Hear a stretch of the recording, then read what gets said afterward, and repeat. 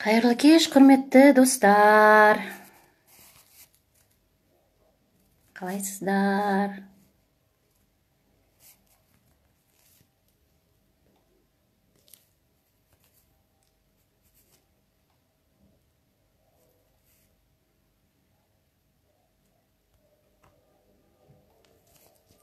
Ой-ой-ой.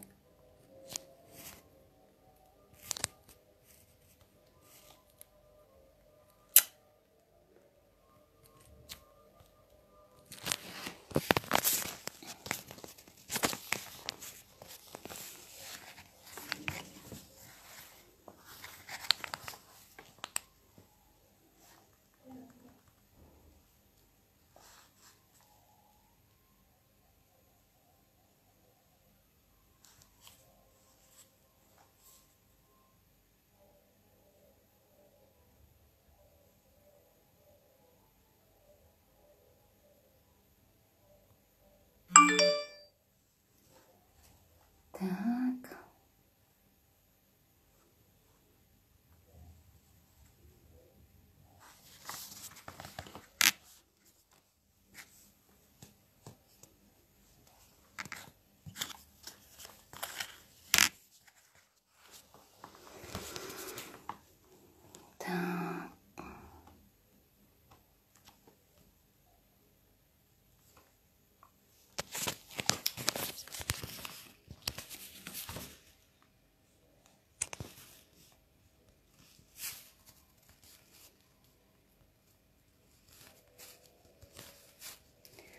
Қайырлы кеш, құрметті көрермендер. Қалайсыздар? Көңіл күйлеріңіз қалай?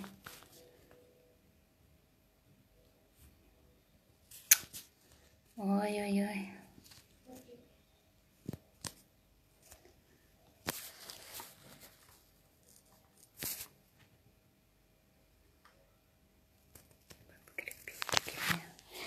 Ертегі тыңдауға дайынсыздар ма?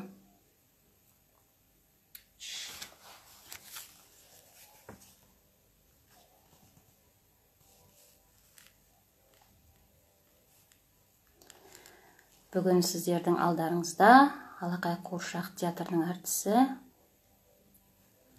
Алия Солитова.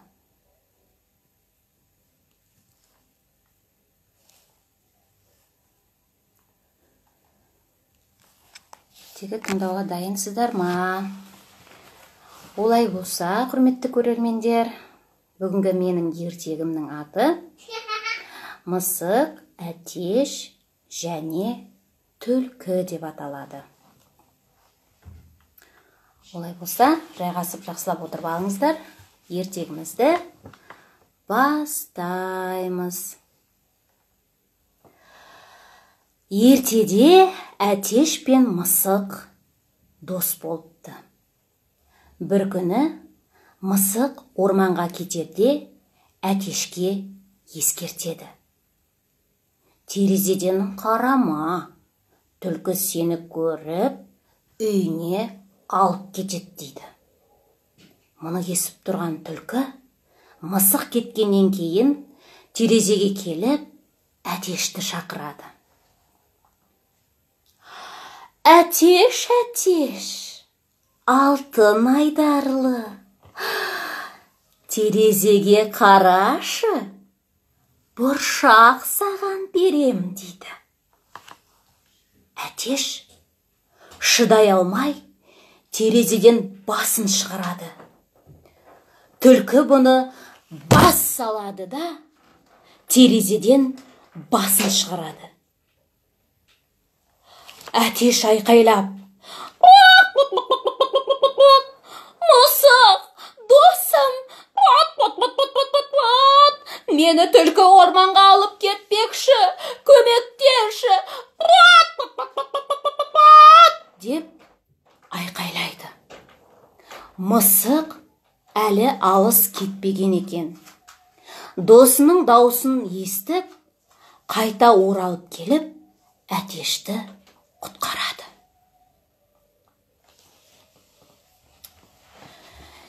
Екінші күні Мысық тағы кетеді. Бұл кезде тағы да түлкі келіп, терезенің түбінен: алтын айдарлы әтеш, терезеге қарашы, бұршақ саған берем, деп әтешті алдайды. Әтеш тағы да шыдай алмай, терезеден басын шығарады. Түлкі әтешті бас салады да, осы кезде әтеш тағы да айқайлап: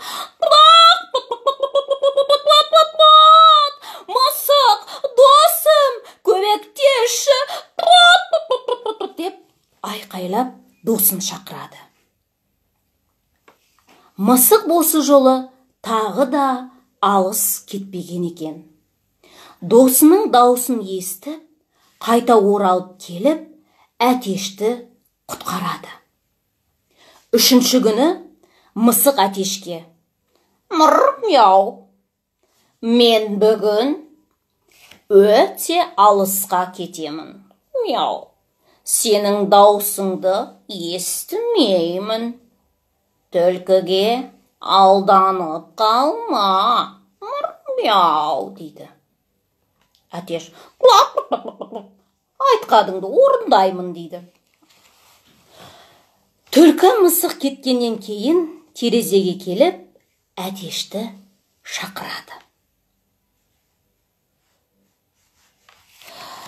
Әтеш, әтеш, алтын айдарлы, ой, терезеге қарашы, бұршақ берем саған, деп әтешті тағы да алдайды. Әтеш шыдай алмай, терезеден басын шығарады. Осы кезде түлкі әтешті бас салып алып кетеді. Мысық қайтып келсе, әтеш жоқ екен. Мысық досын іздеуге шығады. Қалың орманда түлкінің үйіне келіп, өлең айтады. Түлкі өлеңді тыңдап қалған кезде, әтеш деп айқайлайды. Осы кезде мысық әтешті ұстап алады да үйіне қайтады. Осылай достар бірге болады. Мінекей достар, менің бірінші ертегім осылай аяқталды. Достар, білесіздер ме? Есікті бөтен біреуге ашушы болмаңдар. Бұл сіздерге ескерту. Қалайсыздар, құрметті менің көрермендерім, оқырмандарым? Көңіл күйлеріңіз қалай, жақсы ма? Олай болса, ертегімізді бастаймыз. Бұл менің ертегім, екінші ертегім. Бақаның көшуі деп аталады. Олай болса, бастайық. Екі қаз және бір бақа бір көл жағасында мекендеп, ұзақ уақыт көрші отырыпты. Олар өте тату тәтті болған екен. Кейінгі кездерде қатты қуаңшылық болып, көл тартылып, суы кеуіп қалыпты. Қаздар су бар жерге ұшып кетейік десе, бақаны тастап кетуге қимайды екен. Қаздар: қақ, енді қайтеміз, қақ, деп бақа үшеуі бас қосып кеңес құрыпты. Сол кезде бақа: бір таяқ табайық. Екеуің оның екі бұрышынан тістеңдер. мен ортасынан тістейін. Сөйтіп, су бар жерге кетейік. Деп, бақа өз ойын айтады. Қаздар осы ойына келіседі, дереу іске кіріседі. Сөйтіп бұлар аспан кеңістігінде шарықтай көтеріледі. Алғаш бірнеше киіз үйдің төбесінен өткенде, бұларды кейбіреулердің көзі шалады. Олар: «Қараңдар, қараңдар, қаздар бақаны алып ұшып барады, қараңыздар! Әй, әдіс қойларын-ай!» деп дабырласады. Сол кезде бақа: «Менің тапқырлығым екенін білмеді-ау бұлар», деп ойлайды бақа. Ұша-ұша бұлар тағы да көп киіз үйдің төбесінен өтеді. Көп адамдар бұларды көріп, сыртқа шығып, бұларды тамашалайды. Олар да: «Қаздар бақаны алып ұшып барады, қараңыздар! Ай, әдісті тапқан екен, қандай мықты қаздар!» деп дауылдасады. Бұл жолы бақа тағы да: «Бұл менің тапқан әдісім!» деп айғайлай жібере жаздайды. Бұлар алға қарай ұшып отырады. Содан бағанағыдай тағы да көп адам бұларды тамашалайды. «Қаздар бақаны ұшып алып бара жатыр, қараңыздар! Қаздар бақаны ұшып алып бара жатыр!» деп дауыстарын шығарады. «Неткен әдіс қой, неткен әдіс қой!» деп қатты шулайды. Бақа шыдамай: «Бұл менің ойлап тапқан әдісім!» деп айғайлап жібереді. Осы кезде таяқ аузынан шығып кетіп, бақа жерге бұлш ете түсіп, мылжа-мылжасы шығады екен. Мінекей балақайлар, мақтанып жүрмей, сақтанып жүрейік деген осы екен. Ой, кешіріңіздер. Қалайсыздар? Ертегім сіздерге ұнап жатыр ма?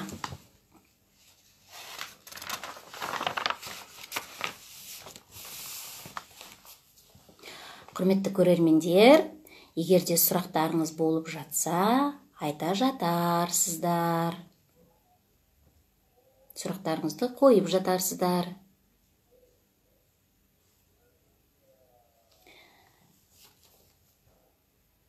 Ендеше, үшінші ертегімізге көшейік. Ал менің үшінші ертегімнің аты «Бір үзім нан» деп аталады. Ендеше бастаймыз ба? Баяғы бір заманда бай мен кедей өмір сүріпті. Олардың араздығы сондай, бірін-бірі көргісі келмейді екен. Байдың үйі кең, әдемі болыпты. Іші толған алтын мен күміс екен.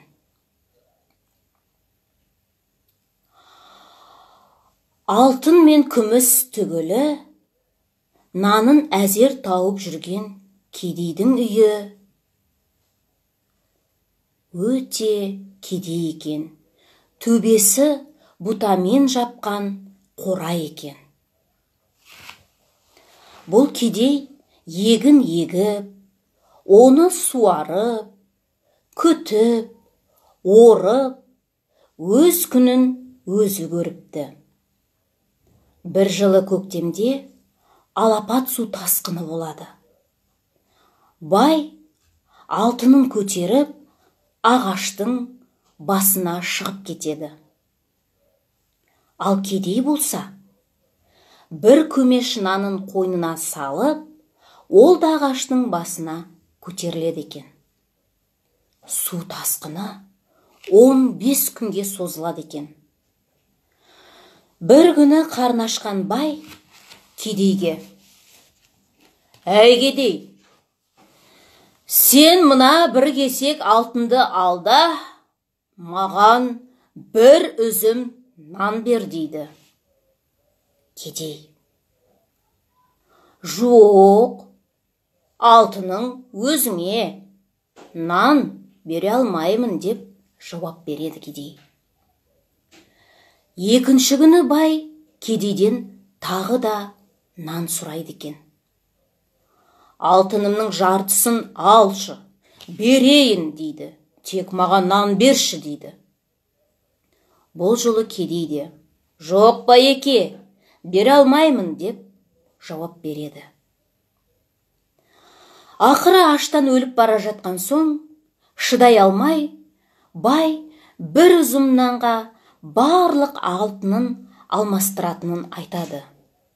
«Әй кедей, барлық алтынымды алшы, тек маған бір үзім нан берші» деп жалбарынады. Кедей бәрібір де көнбей келіспейді. Бойынан күші кеткен бай бас айналып суға құлап кетеді екен. Ал келесі күні су тоқтап, кедей ағашының басынан түсіп, үйіне оралады екен. Мінекей достар, алтын күміс тас екен, арпа бидай ас екен деген осы. Мінекей достар, менің ертегім осылай соңына да келіп жетті. Сіздермен бірге болған Алақай қуыршақ театрының әртісі Алия Салитова. Олай болса, құрметті көрермендер, ауырмаңыздар, сырқамаңыздар. Біз сіздермен қоштаспаймыз. Күнделікті 19 сағат 00-де біз эфирге шығып, сіздерге өз қызықты ертегілерімізді оқитын боламыз. Олай болса, құрметті көрермендер, мен сіздермен қоштаспаймын. Келесі кездескенше сау болыңыздар деймін, құрметті көрермендер. Егер де сұрақтарыңыз болып жатса, қоюларыңызға болады.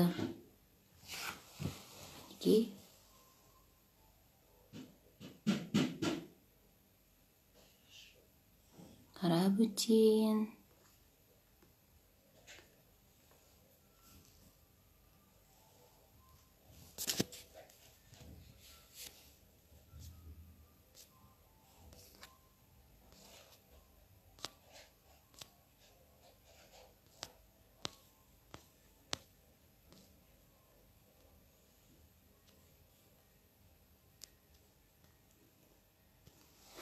Ой болса, құрметті көрермендер, сау болыңыздар.